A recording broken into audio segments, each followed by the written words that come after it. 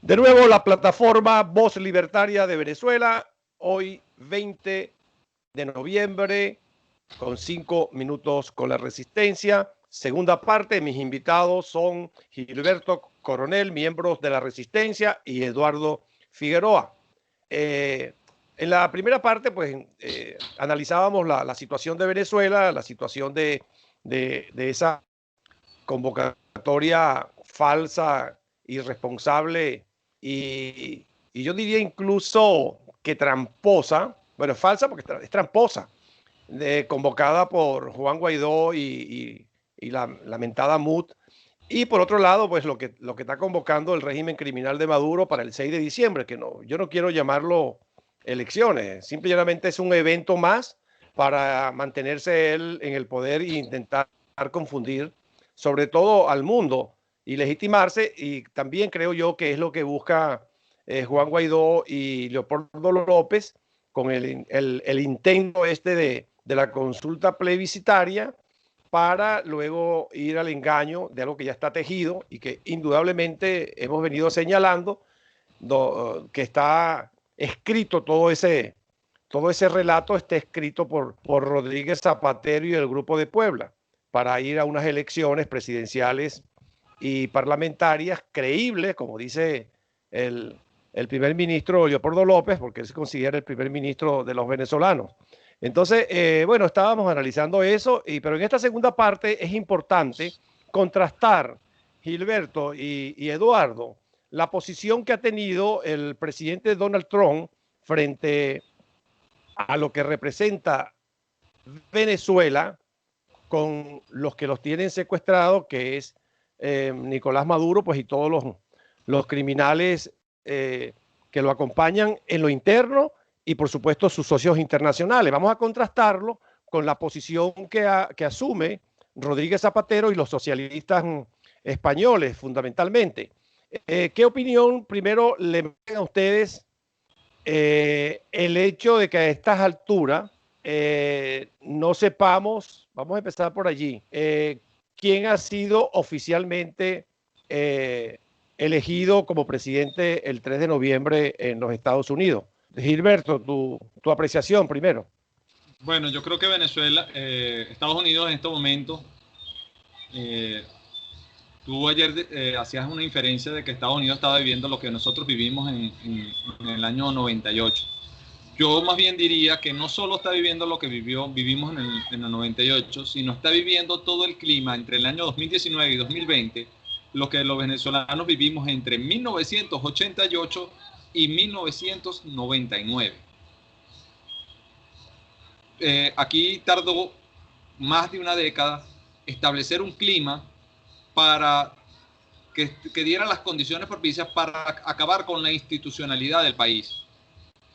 En Estados Unidos, lo que algunos llaman el Estado profundo, se está gestionando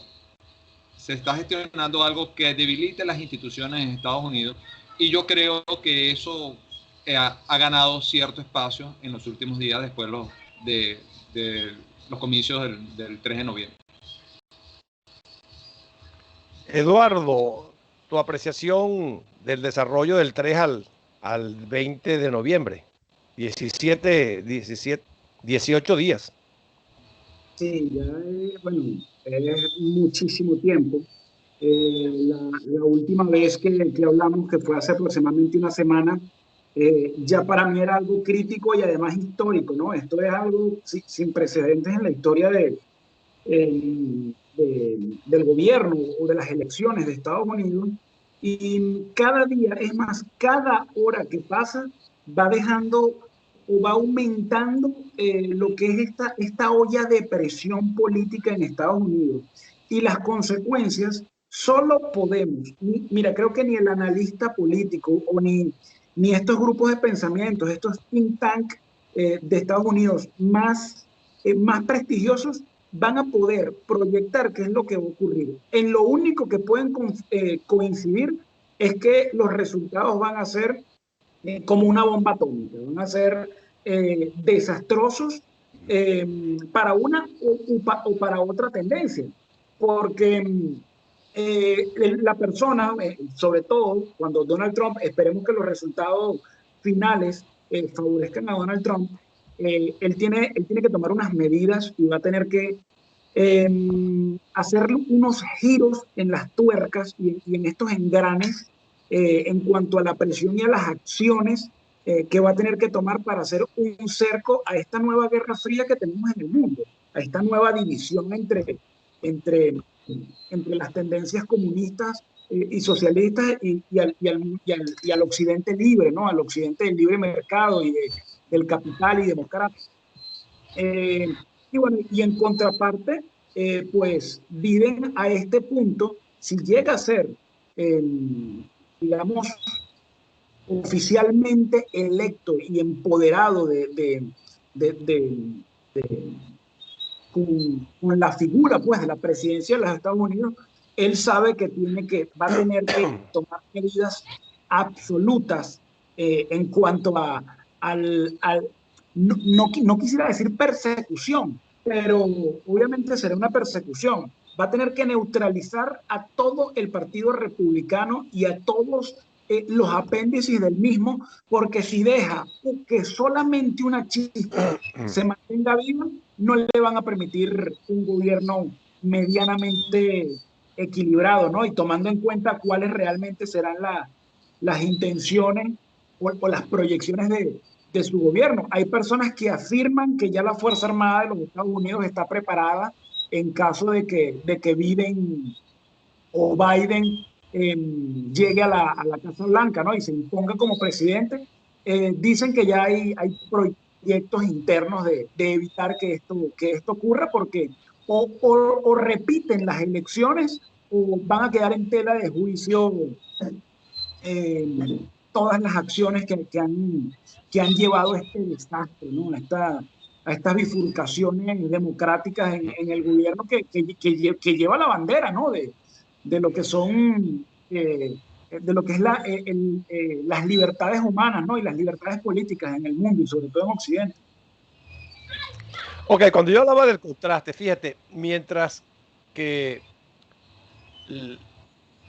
la justicia, vamos a poner la justicia por delante de los Estados Unidos, ha estado muy claro con relación a los delitos en Venezuela y de los delincuentes, incluso colocándole precio a la cabeza de muchos de ellos. Sabemos pues que está solicitado la extradición de Alex Saab, que está pendiente en la tarea. También por aquí, por cierto, solicitado el Pollo Carvajal, también en extradición, que está en esta zona de Europa, mientras que los Estados Unidos, a través de su presidente, Donald Trump, ha calificado a Maduro como lo que es, como un criminal de altísima peligrosidad, con una cantidad de socios que representan lo mismo. Y me refiero pues a los grupos extremistas como son los iraníes, bueno, los cuerpos guerrilleros colombianos, mientras que Estados Unidos está muy claro pues, de que el problema de Venezuela reviste un tratamiento, como en algún momento lo dijo el propio Donald Trump y sus voceros como Pompeo, que que todas las cartas están encima de la mesa.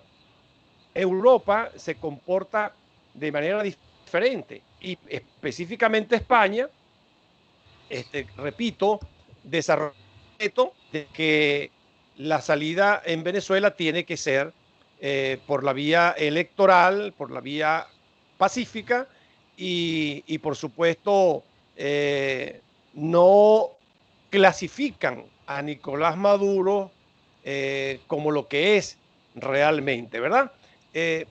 Entonces, fíjense, por eso yo mantengo la teoría casi cierta de que Leopoldo López está en este momento jugando un papel estelar, ¿verdad? Para ese engaño y la garantía de los socialistas europeos y los comunistas que existen acá y por supuesto los más terribles que son en este caso los cubanos, de garantizar de que Venezuela continúe en el mismo camino que está.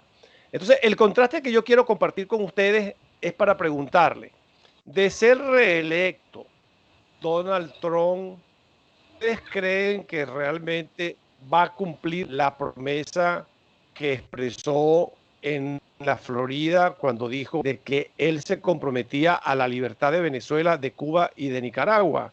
Gilberto, y luego tú, Eduardo. Bueno, yo sí creo que él cumpliría las palabras, pero no como lo ha interpretado el venezolano o como lo ha querido interpretar o nos lo han querido hacer ver los medios de comunicación pro gobierno interino. Él va a hacer todo lo que esté en sus manos dentro de los mecanismos diplomáticos y de presión para darle la libertad a Venezuela, pero no veo, porque yo entiendo lo que ha sido lo que ha apostado Donald Trump desde su campaña anterior, en que él no va a librar una guerra que no le pertenece a Estados Unidos, ni va a mandar al ejército y a los marines norteamericanos a guerras que no son de interés para los Estados Unidos. Tu visión, Eduardo, de ser reelecto Donald Trump, ¿crees tú que su cumplimiento pudiera verse materializado? Mira, recuerdo que hace un año hubo mucha cobertura mediática sobre un papel, no recuerdo ahorita el nombre, sé que publicó un libro y él habla sobre ese tema. Un papel de... ¿Cómo? John Bolton. John Bolton, gracias, Gilberto. Sobre un papel que tenía John Bolton y hablaba de tropas a Venezuela. Y él en el libro que publica, él dice, sí, es que nosotros lo publicamos y creo que eran 5.000 tropas. La persona que hizo énfasis para que nosotros no tomáramos una acción militar fue el mismo Juan Guaidó, porque él dijo que, bueno, que los venezolanos iban a cumplir con la autodeterminación de los pueblos y de la democracia, sabiendo que diariamente, desde hace 10 años, el índice por cada 100.000 ciudadanos en Venezuela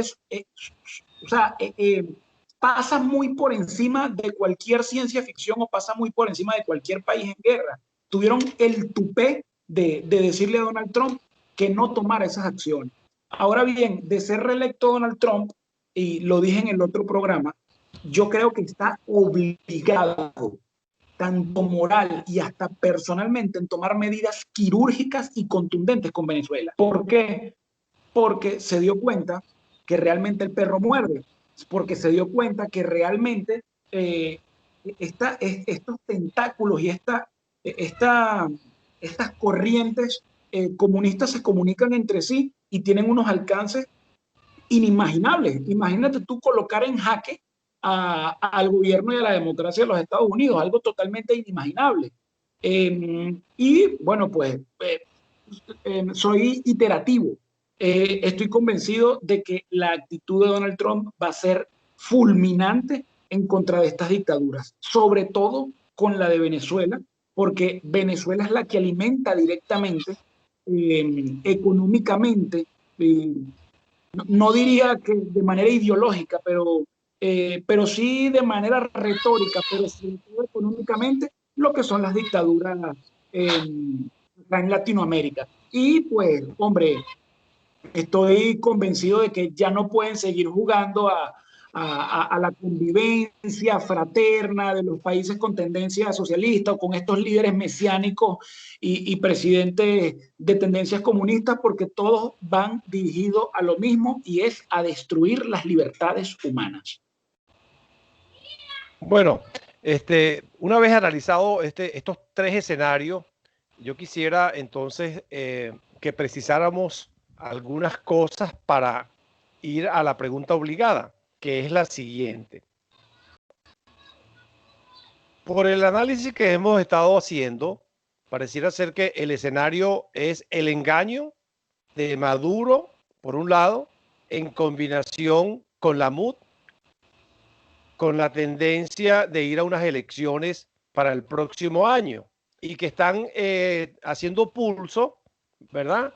Para unos legitimarse, en este caso Maduro, frente al mundo con el evento del 6 de diciembre, y por otro lado, la MUD, para demostrar que ellos son los que lideran la oposición o la mayoría de la oposición venezolana contra el régimen criminal de Maduro.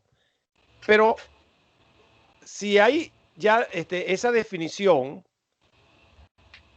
entonces se presenta, que es lo que yo quisiera que nosotros, aprovechando esta entrevista, le lleváramos a los venezolanos. Por eso les preguntaba, si Donald Trump es reelecto, entonces quiere decir que contaríamos con un aliado importante para el evento que tenga que presentarse para la libertad de Venezuela. Entonces, concretamente, ¿qué proponemos?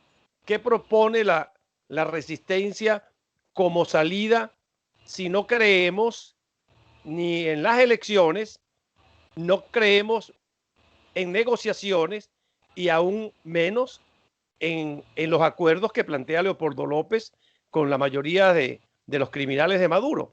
¿Cuál es la propuesta concreta entonces de Gilberto Coronel como miembro de la resistencia para la salida de la crisis política venezolana?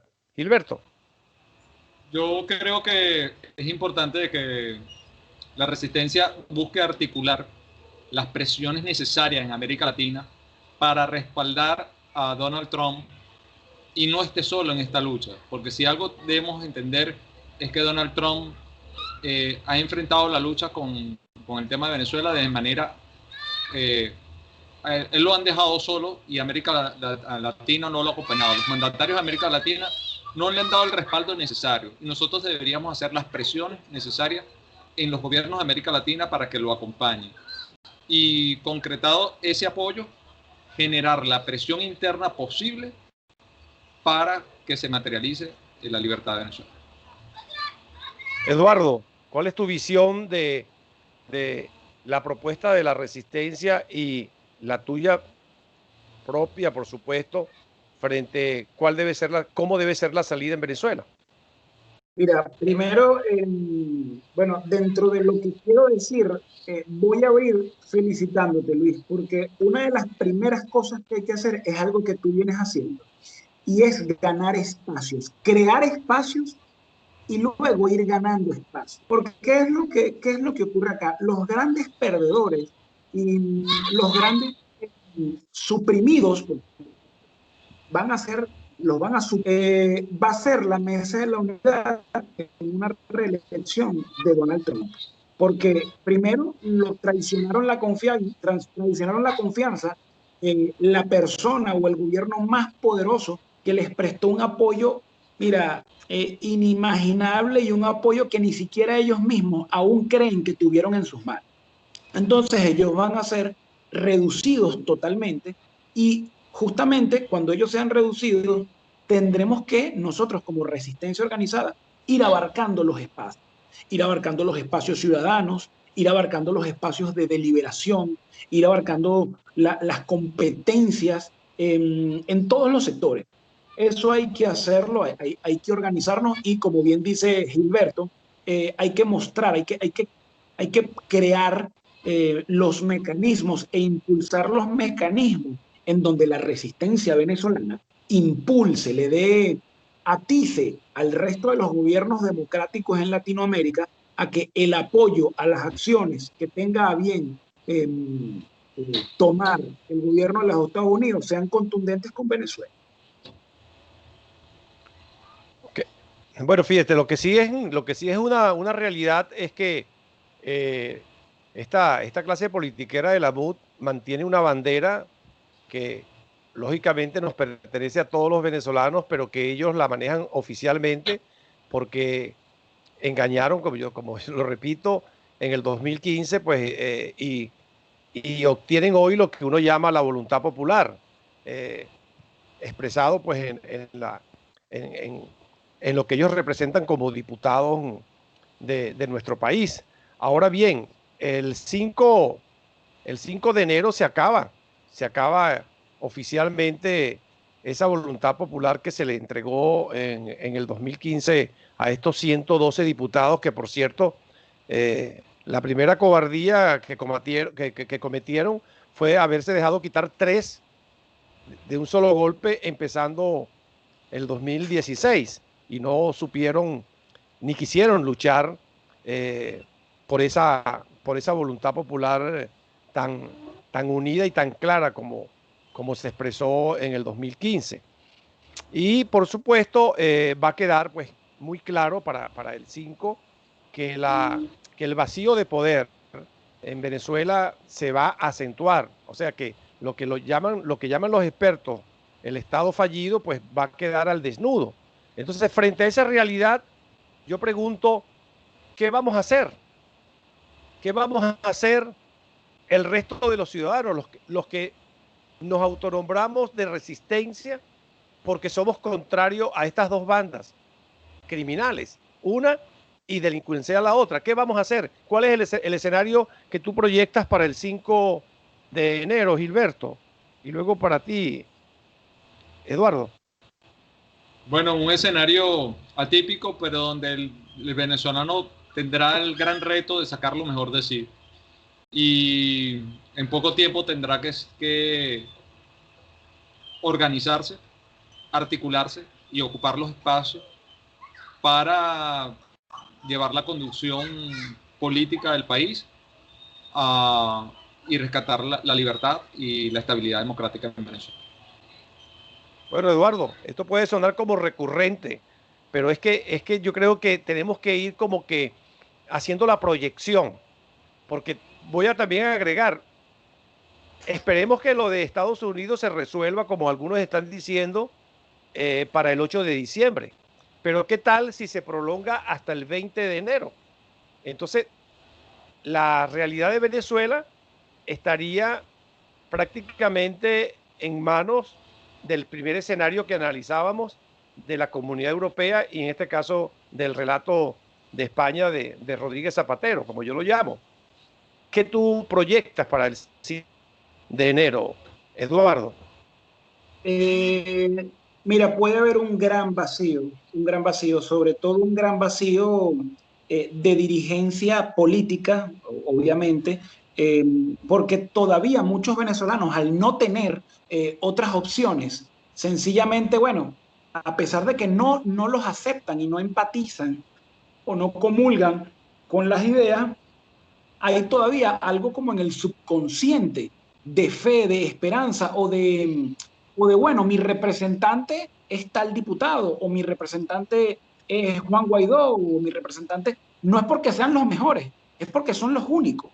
Entonces, ¿qué va a pasar luego del 5 de enero, luego de que el gobierno de Estados Unidos termine de patear literalmente a la mesa de la unidad y de que el 5 de enero se pierda el gran espacio que habíamos ganado? Mira, yo tengo un amigo que decía, en esta efervescencia de esperanza que despertó en cada venezolano el haber ganado la asamblea, él decía, después de esto, el chavismo no vuelve a ganar ni una junta de condominio.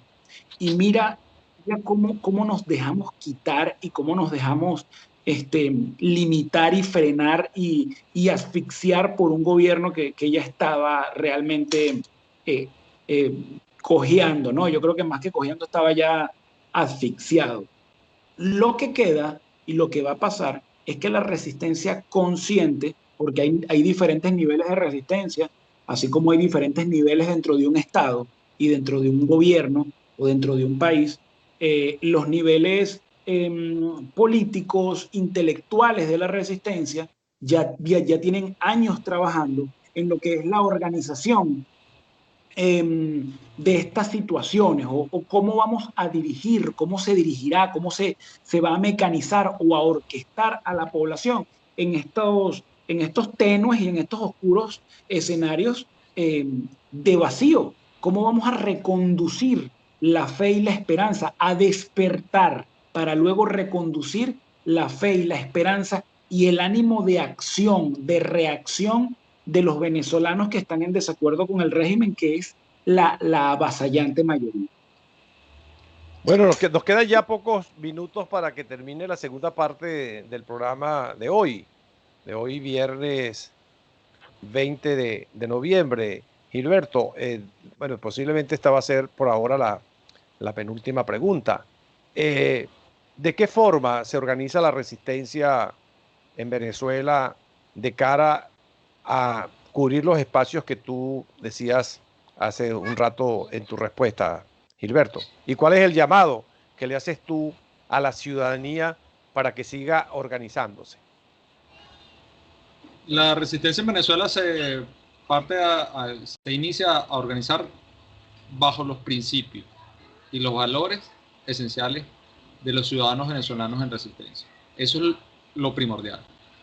Tenemos que tener bien claro cuáles son los principios y los valores de la ciudadanía venezolana, y eso es lo que nos va a dar como la base fundamental para la organización. Cuando un grupo de venezolanos que tenemos claro qué es la visión de país que queremos y cómo lo queremos, empezamos a juntos a remar en una misma dirección. Y ya lo hemos hecho en el pasado. Lo que pasa es que lamentablemente, como lo hemos dicho en este programa y lo hemos dicho en los últimos días reiteradamente, ese propósito que desde 2002 en Venezuela y esa voluntad que ha expresado la ciudadanía venezolana, los políticos la han arrebatado y la han desperdiciado, y eso es lo que creo que en este momento la resistencia tuvo que haber aprendido para no volver a permitir que se cometa ese error. Eduardo, el llamado a la organización, ¿de qué forma debemos seguir organizando la resistencia? El gran reto de la resistencia es amalgamar, es unir a todas las corrientes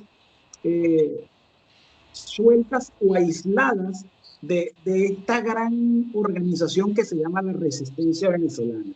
Ese es el gran trabajo, porque obviamente, como en todo, hasta en las mejores organizaciones, hay diferencias de opiniones, hay diferencias de tendencias, hay agrupaciones dentro de la resistencia que son tendientes a acciones más concretas o algunas, digamos, más exactas, más quirúrgicas, otras más contundentes.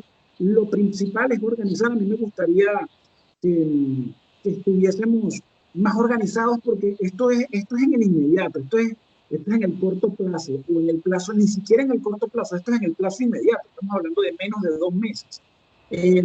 Hay que definitivamente avanzar, y hay que ser constantes, sobre todo en fe y en voluntad de esto, de hacer este trabajo a diario.